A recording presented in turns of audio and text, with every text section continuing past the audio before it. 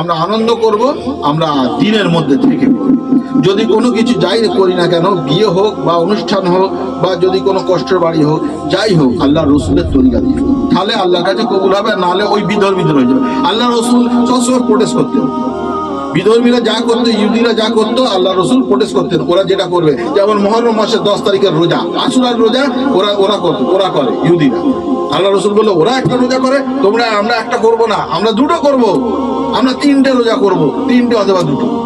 Protest করতেন। তাহলে ভাবুন, যদি এই খ্রিস্টানদের অনুষ্ঠান এই 31 জানুয়ারি, এই 31 জানুয়ারি এবং 25শে ডিসেম্বর এইসব যদি আমরা যদি বছরের প্রথম জানুয়ারি যদি এইগুলো মানাই, এই তারা করছে, সেই দিনে যদি আমি মনে করি বা নাই করি, তাহলে গণিত কিন্তু ওদের মধ্যেই আমাদের হাসর হবে।